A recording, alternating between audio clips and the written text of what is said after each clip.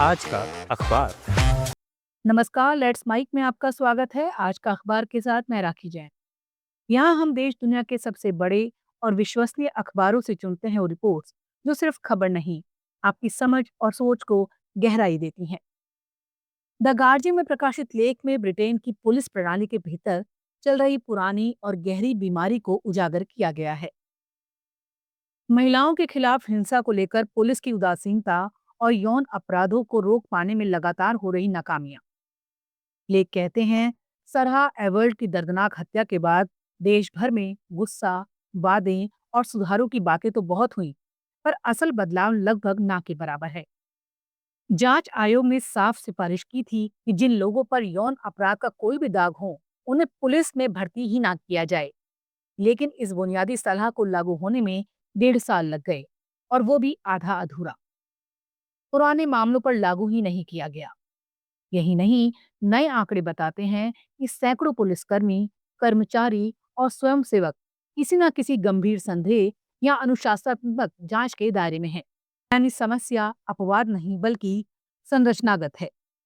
लेख ये भी कहता है कि एवर्ल्ड केस के बाद सरकारों ने महिलाओं की सुरक्षा को आतंकवाद जैसी प्राथमिकता देने, यौन अपराधों की जांच के लिए एक समान नीति लागू करने और सार्वजनिक जगहों पर महिलाओं पर होने वाले हमलों का सही डेटा इकट्ठा करने जैसे वादे किए थे। लेकिन 4 साल बाद भी इनमें से अधिकांश वादे कागजों में ही पड़े हैं। हालत यह है कि इंग्लैंड और वेल्स की एक चौथाई पुलिस फोर्स अब तक यौन अपराध जांच की बुनियादी नीतियां लागू नहीं कर पाई है। लेख इस पूरी स्थिति को रिपोर्टों का ढेर, कार्रवाई शून्य बताता है। हर बड़े अपराध के बाद एक नई समीक्षा, नए बयान और फिर वही ढर्रा। समस्या की जड़, लेख के मुताबिक, पुलिस और व्यवस्था के अंदर गहरी बैठी हुई वो सोच है, जिसमें रेप के मामलों में शक पीड़िता पर पहले किया जाता है, आरोपी पर बाद में। महिलाओं को अपने तमाम निजी रिकॉर्ड सौंपने पड़ते हैं, जबकि संदिग्धों से ऐसी कोई मांग नहीं की जाती। द गार्जियन का निष्कर्ष यही है, जब तक पुलिस और सरकार दोनों स्तरों पर असली राजनीतिक इच्छा शक्ति नहीं आएगी, तब तक जितनी भी समीक्षा रिपोर्टें आ जाएं, महिलाओं की सुरक्षा का हाल सुधरने वाला नहीं है। Let's mic. आज का अखबार। द न्यूयॉर्क टाइम्स से प्रकाशित लेख में फ्री बर्थ, यानी बिना डॉक्टर, नर्स या दाई की मदद के बच्चे को जन्म देने के बढ़ते चलन को एक गंभीर और सार्वजनिक स्वास्थ्य खतरा बताया गया है। लेख कहता है, ये ट्रेंड पहले एक तरह की हाशिए वाली सनक माना जाता था। कुछ लोग जंगलों, पहाड़ों में कैमरे लगाकर बच्चा पैदा करते थे और इसे अलग तरह की नेचर लाइफ समझते थे। लेकिन अब स्थिति बदल गई है।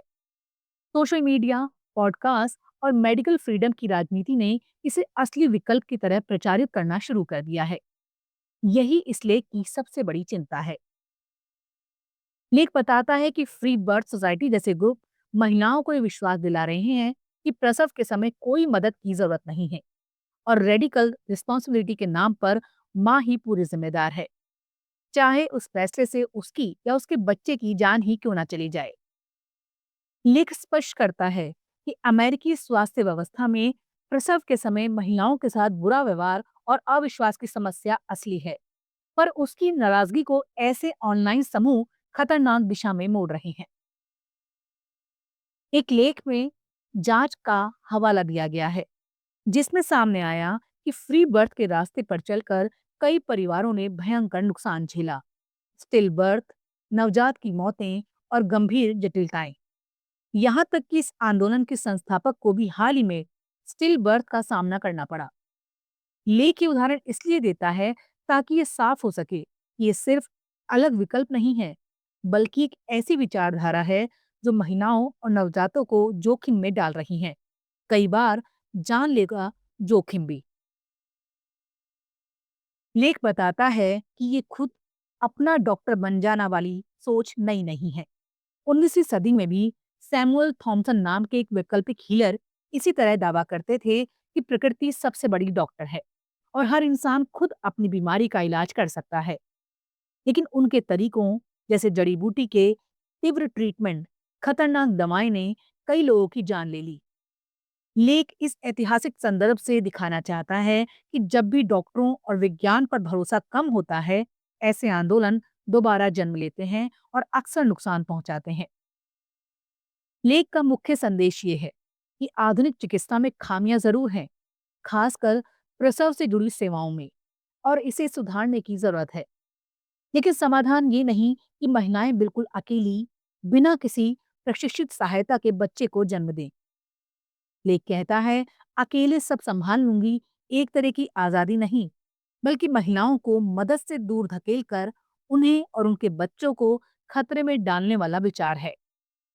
असल सुरक्षा विशेषज्ञता जानकारी और मानवीय देखभाल में है, ना कि ऑनलाइन चल रही गलतफहमियों में। अल जजीरा में प्रकाशित लेख में टेनेसी की स्पेशल चुनावी जीत को लेकर कहा गया है कि नतीजा दिखने में तो रिपब्लिकन उम्मीदवार मैट वेन एप्स की जीत है, लेकिन इसके भीतर अमेरिकी राजनीति का बड़ा संकेत छिपा है। लेख का मूल भाव यही है कि रिपब्लिकन पार्टी ये सीट तो बता ले गई, लेकिन जिस तरह से जीत की मार्जिन घटी है, जिस तरह राष्ट्रीय स्तर पर पार्टी को झोंक देना पड़ा, वो बताता है कि माहौल रिपब्लिकन के लिए उतना आसान नहीं है। खासकर डोनाल्ड ट्रंप की लोकप्रियता लगातार सवालों में है। लेख समझाता है ये सीट पारंपरिक रूप से रिपब्लिकन का सेफ इलाका माना जाता है।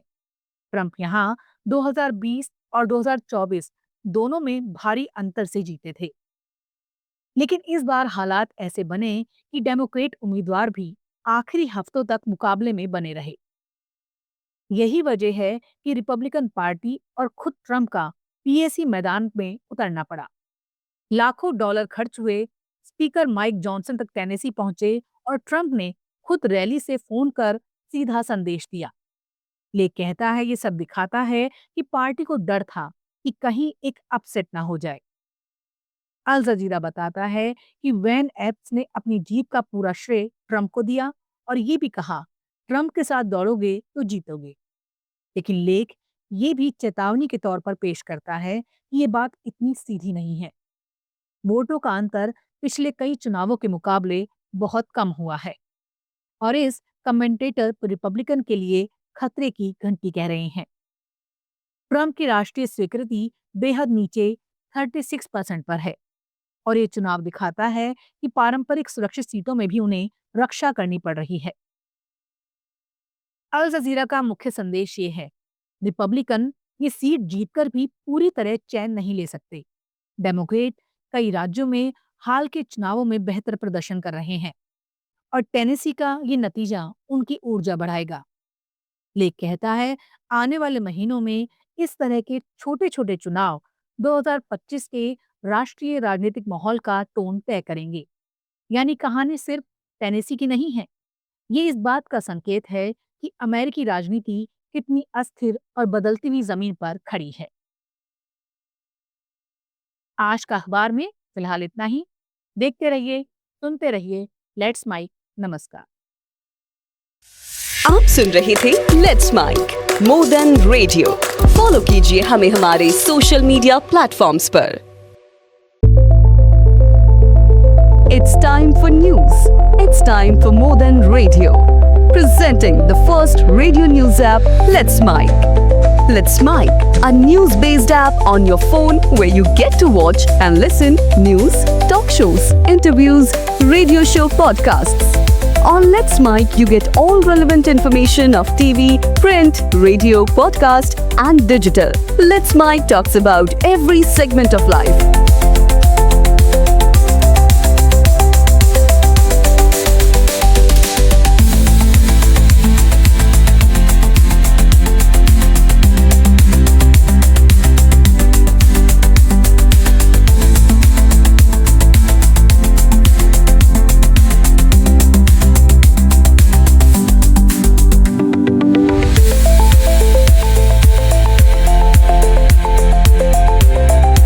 Let's Mic is not just a revolutionary idea. Download the app now from Play Store. Available both on Android and iOS mobile phones.